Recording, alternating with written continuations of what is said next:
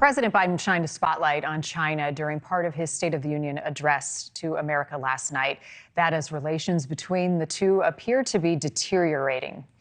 The Pentagon now reporting the Chinese Defense Ministry refused a call with Defense Secretary Lloyd Austin after the U.S. military shot down that suspected Chinese surveillance balloon. U.S. intel agencies now say those balloons are likely part of a wide surveillance network run by Beijing. They are now analyzing what they shot out of the sky, pulled out of the Atlantic Ocean at Quantico, Virginia. Joining me this morning to discuss the developments, Mark Kennedy, former congressman and now director of the Wahba Institute for Strategic Competition at the Wilson Center. Thank you for being with us this morning. I want to play for folks at home part of the president's comments on China, and then we'll discuss it. But make no mistake about it. As we made clear last week, if China threatens our sovereignty, we will act to protect our country, and we did. Given the temperature in the room right now, globally speaking, is the president being tough enough on China with those remarks? Well, I think you're going to be having both parties trying to be tougher, but there is great concern in that we were surprised by this. There's also great concern in that they're shutting off the military-to-military conversations. What kept us at peace, even though we were tense with Russia or Soviet Union, was that we always had that military-to-military conversation. So there's plenty of reasons to be tense, and there's plenty of reasons to be tough, but we also need to be open to cooperation when we can. Let's talk about the balloon situation. The president is receiving criticism from some Republicans for not acting sooner. How does China perceive the dispute that's happening within lawmakers in D.C.? Well, clearly, when there's friction between sides within America, that's good for China. And it is pushing to say, did we catch it soon enough?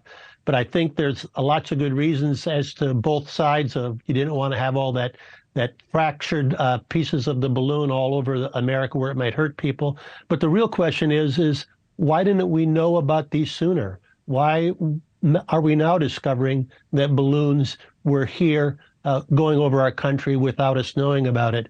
And this is the second time we've been surprised. They also launched a hypersonic missile not too long ago that was another surprise to us. So what's really on the horizon?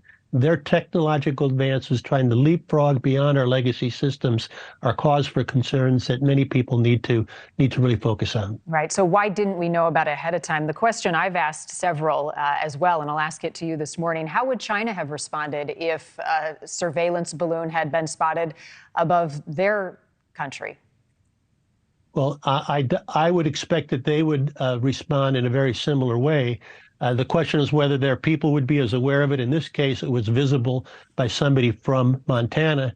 If there was the same concern, if you look at the rhetoric that was going on with Speaker Pelosi going to visit Taiwan, their people were pushing back as hard as you're seeing in America a concern to defend our land. So I think both countries are on a tense footing.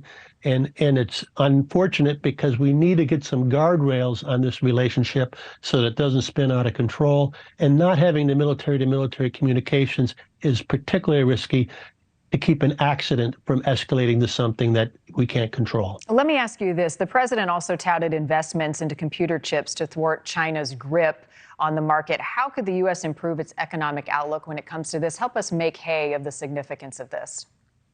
Well, part of what we're not doing is we're not looking to expand markets overseas. A lot of what the president talked about was really more import substitution, was things like making sure everything we do in our reconstruction is made in America, even if it's more expensive. So that really doesn't make us competitive in the global markets vis-a-vis China. So to have the strategies that he talked about not paired with an effort to expand our reach overseas and selling overseas is really retreating from the world markets and letting China have those markets. And part of the concern is 2 out of 3 nations trade more with China now than they do with America. So the missing piece is that piece of expanding our efforts to sell America abroad and being too protectionist in the meantime. Thank you for watching. Go to newsnationnow.com to find NewsNation on your television provider. And don't forget to click the red subscribe button below to get more of NewsNation's fact-driven, unbiased coverage.